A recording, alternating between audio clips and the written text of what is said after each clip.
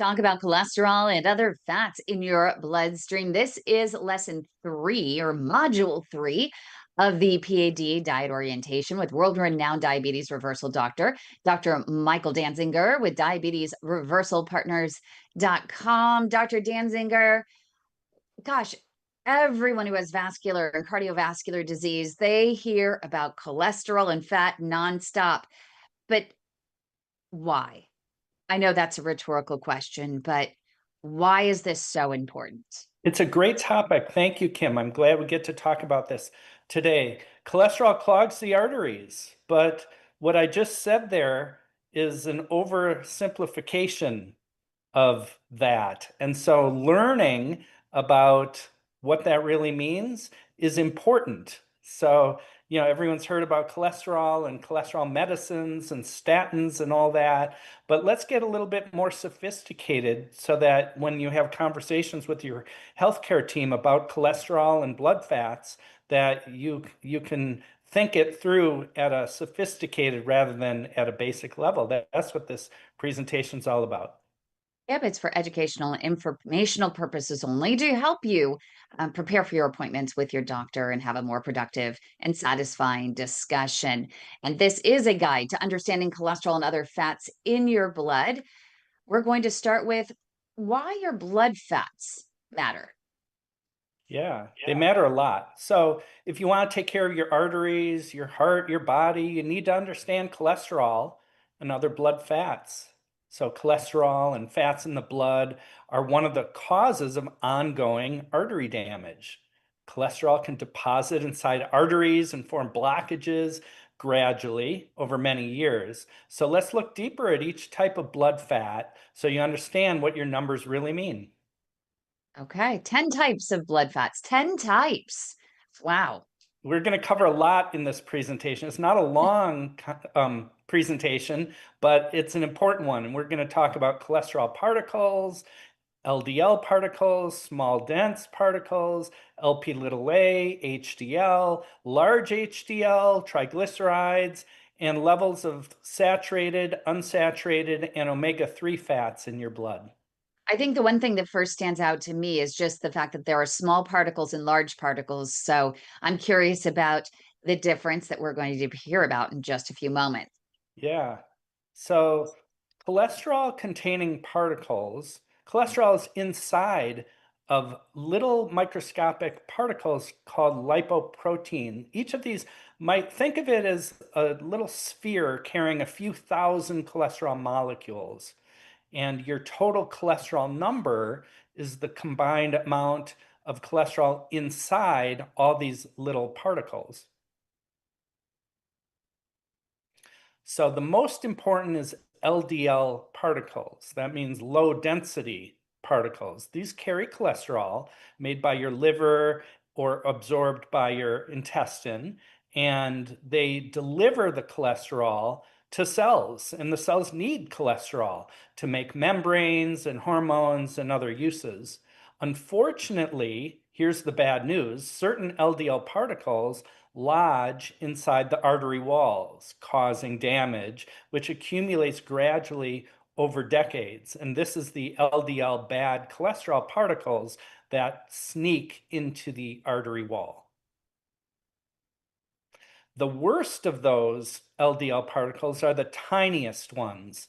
The smaller LDL particles do more damage to your arteries than the large LDL particles. So obesity or diets high in sugar and starch creates lots of these super bad small dense LDL particles. So for example, in healthy people, only about 20 or 25% of your LDL cholesterol comes from the small dense particles. But in some people with abdominal obesity or insulin resistance or diabetes, sometimes we see up to 50% of the LDL particles are these small dense ones. And so it is possible to look to order specialized blood testing to look at how much of the LDL is carried in the small dense particles. So you can ask your doctor about that. And is it true? I was told when my dad was diagnosed and we had the discussion with his dietitian who has her doctorate, and she was saying that the small dense LDL the particles are the ones that become oxidized by trans fats and free radicals, and at that point they can eke into damaged areas in the artery walls and push them out. Yes, Kim, Yes. that's an important point. It's the small, dense LDL particles that are especially susceptible to oxidation, and it's that oxidized LDL that's most likely, that's the biggest part of the problem. Absolutely. Oh, here's So another ne big one. Yeah, next, let's talk about LP little a particles. So that's how that's pronounced, LP little a. These particles are similar to the small dense LDL. They're not identical, but they're very similar. And they stick to the arteries and damage them gradually, just like the small dense LDL particles do. And about 20% of the population has high levels of LP little a.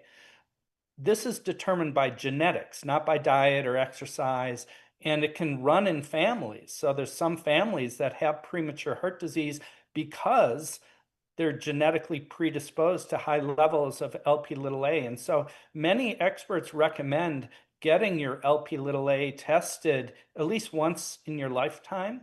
And drug companies are all working on getting a treatment to lower LDL particles. And so far, we haven't had one that's been approved for use in clinical practice. If you'd have asked me 5 years ago, I would have predicted that we would have had one by now, but maybe next year. We'll see. We're getting there. We do have some members of our network that are part of the Eli Lilly trial. That is one of the many companies that are working on this. Yes. There's also a company called Liposorber that has almost a dialysis style of blood Hmm. cleansing device that they use for LP little a. It's typically used in more advanced stage heart disease and vascular patients. We Yeah. even saw a case where a peripheral artery disease patient that was being treated at USC in Southern California. He had wounds on his feet. He had no option but amputation. And he was able to achieve wound healing and keep his leg after using the liposorber product, where they go in and they clean out. They can actually isolate those LP little a particles and clean them out. Now, of course, if it's a genetic predisposition to them, right? It's not permanent. And so they do seem to come back according to the company Liposorber, but Yeah. at least it's something that they can do regularly in those extreme cases to help improve the prognosis for those advanced stage patients. That's really great information. You know, as a lifestyle doctor, it's been a point of frustration for me that I haven't ever been able to make a dent in these LDL, LP little a levels. You know, I can help people with their cholesterol, but not that one because it's genetic. So let's talk about HDL particles. So HDL stands for the high density lipoprotein particles. Think of them as the opposite of LDL. So they carry cholesterol back to the liver for removal. And this is what people mean by good cholesterol. They're talking about the cholesterol that's carried in the HDL particles. So higher HDL is linked to lower risk of vascular disease, heart disease, and stroke. These are the good particles, right? And These and are, this yeah, is And this is where you talk about the cholesterol reabsorption issue that people have, the HDL particles. They bring the LDL particles into the liver and, for removal and excretion. And um, if they're not excreting, they can get reabsorbed right back in the body. yeah, yes, that's right. And so one of the worst things for your HDL is smoking. And one of the best things for your HDL is eating right and exercising. So large So HDL yeah, particles. so large HDL particles, think of it this way. If HDL particles are the heroes, large HDL particles are the superheroes. These are my favorite um, particle in the blood. So when it comes to HDL particles, bigger is better. And large HDL particles are the most effective at clearing excess cholesterol. So unfortunately, obesity plus a diet high in refined sugar and starch depletes your large HDL particles, making them less effective. And just as I said earlier, it's possible to ask your doctor about measuring small, dense LDL. You can also measure large HDL particles Oh, wow. in the blood. It's amazing.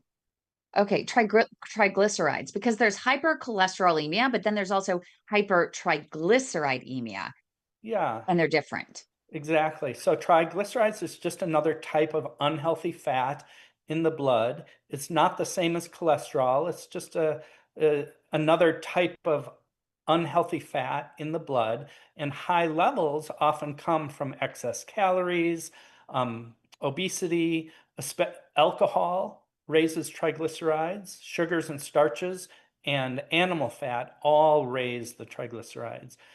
A healthy level in the blood is below 150. Many doctors would prefer it under 100. I would always prefer the triglycerides lower the better. So I'm never satisfied with 150 myself. I want to see it under 100. So And cutting what back lowers on these? alcohol.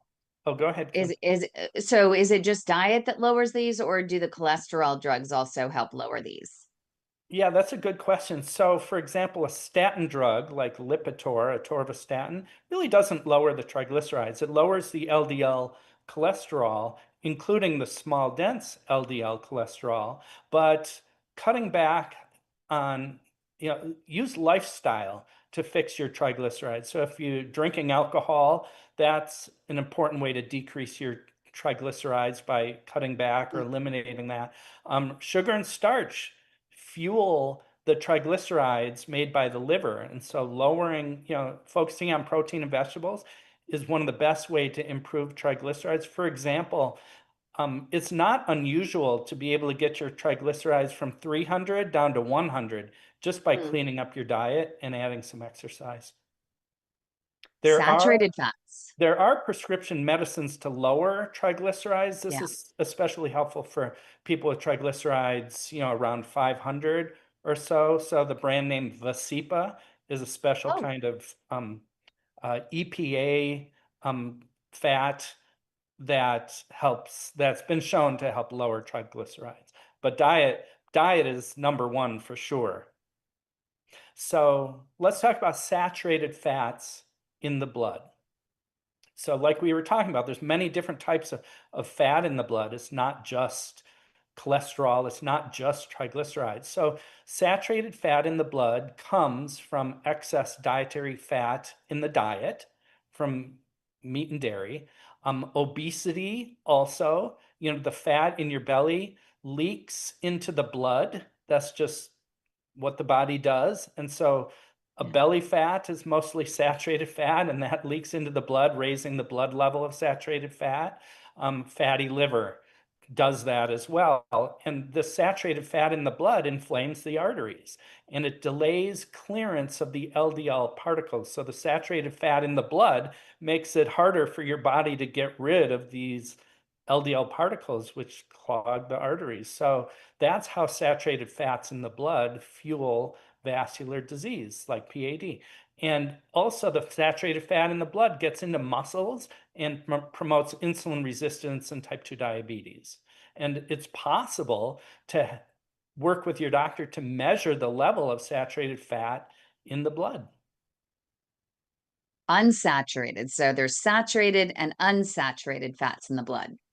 Exactly. So unsaturated fats, think of them as healthy fats in the blood. So they can also be measured. You want a high percentage of your blood fats to be unsaturated rather than saturated. So eating healthy fats results in healthy fats in your blood. You are what you eat. This is especially true when it comes to unsaturated fats. And so to do that, you focus on um, um, healthy whole foods Mm. sources of healthy fat like olives, olive oil, avocados, nuts, and fish are my favorite sources of unsaturated fat. And we'll talk about seeds as well. Speaking of fats, omega-3 fats, the good fats. Yeah, so these are a type of unsaturated fats. These are the most potent of all unsaturated fats. So omega-3 fats come mainly from food or from fish oil supplements. Small fatty fish are the best source. And so that, I mean, that's one of my favorite reasons to eat fish because of the omega-3s that it gives. So animal sources, fish and seafood, are the most potent, effective sources of omega-3. You can also get it from plant foods, like flax oil provides omega-3s.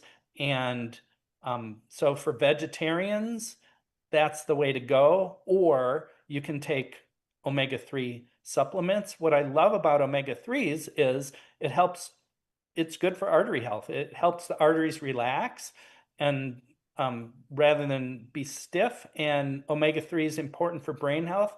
The brain is made up of omega-3 fats. And I actually have to tell you, last night I had a piece of wild salmon with my dad, and I decided to marinate it in some lime juice and strawberry peach unsweetened jelly from a company that's local here called Lala. And then I put it on low heat on the stove and covered it, kind of steamed it a little bit, put it in the oven for about 3 minutes, up to heat about, 300 degrees, put it back on the stove for a second. It was just so buttery and just flaked Mm, right off and melted in your mouth. Just saying, I told my dad, I said, if fish tasted like this every night, I would have it every night. So actually, we're going to have some for lunch today as well. excellent. It was I so love good. it. Thank you for sharing that recipe. I have fish at least 3 days a week, sometimes Good 5. for you. Good for you. But it's the wild salmon. Do you vary it at all? I know I vary Um, it between halibut, tuna, and salmon. well, that's a good goal for the months ahead. Most of the fish I eat is salmon or the tuna from the can, and Okay.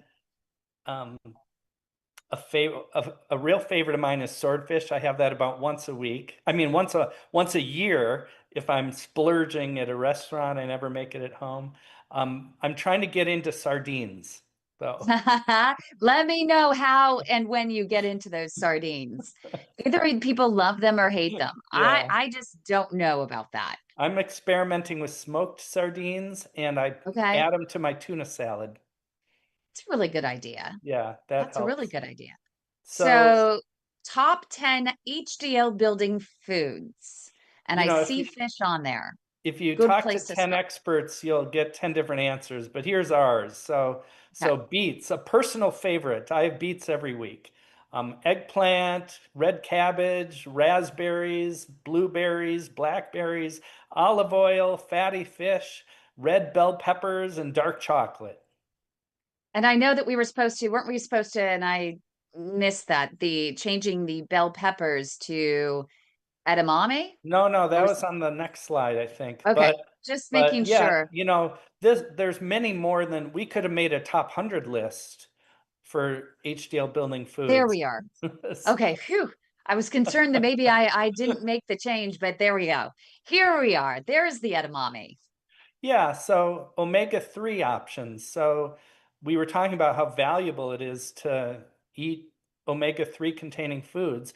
And so other than fish and shellfish, these are our top picks. So it's mostly seeds or seed oil or oils from freshly pressed from a specific subset of seeds. So flax seeds, hemp seeds, chia seeds. There's a type of seed called perilla or Oh, perea, I'm not sure, but the oil has a lot of omega-3 in it. Maybe you know more about it than I do. And then nuts, especially walnuts, and edamame are our top 6 choices for vegan omega-3.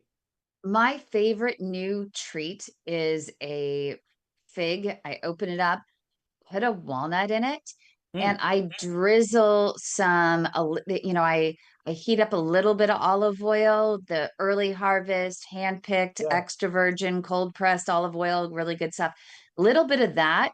with high flavanol cocoa powder Mm. or cacao powder, and I just then drizzle it on top of the fig with the walnut inside, and it's so good. You can even freeze it, and it just hardens that chocolate right there on top, and it's so That sounds delicious. amazing. I would love that. Yeah. All right. So, in conclusion, understanding and measuring your blood fats helps you manage and optimize your artery health. Nearly all blood fats are within your control through diet, lifestyle, supplements, and medication. Aggressively managing these numbers can make the difference between ongoing artery damage or not. So this matters the most, of course, if you already have diagnosed artery disease or cardiovascular disease, but it's also important if you're aiming to prevent those things. And so thank you for the opportunity to have this in-depth conversation so that we can all speak more sophisticatedly about different types of fat in the blood. Fantastic. Thank you so much, Dr. Dansinger. If anyone in our live in studio audience has any questions for Dr. Dansinger on cholesterol, this is the topic we have every single week. We are just taking a different module in our Food for Thought book. You can get the Food for Thought book on Amazon. It's $20. It costs us like $18.75 to get it printed. So we're really not making any money off of it, but you can get it there, get the hard copy. We also have free digital copies. Just go ahead and email us at info@padhelp.org. And fairly soon, all of these modules, once we're done with them, they will be available for a certificate program. And there will be a quiz after each one. You watch a module, we'll send you a quiz. You pass the quiz, and I think there are more than a dozen modules. You're going to learn everything you need to know about your pad diet, and give you some information that you're able to have a better discussion with your doctor, and you'll be able to bring in a certificate to say, hey, I took time to learn about eating better for my PAD to help improve my prognosis. So stay tuned for that. You can email again, info@padhelp.org. We'll get you more information on that, get you signed up on the waiting list. But thank you, Dr. Dansinger. We'll see everyone next week. What is the topic next week? Is that exposing the risks? I can't recall. I believe it is. I think we're going to be talking about blood tests. It's either next week or the week after, but join us next week. Make sure you like the video, subscribe to our channel. I know it's already up on our YouTube channel right now under live, so you can check it out. You can actually go on there, see what's next, hit the notify button, and it'll remind you of next week's show. But thanks everyone for joining us. And thank you again, Dr. Dansinger, for being here with us every single week and helping us to learn about how to live a better quality of life.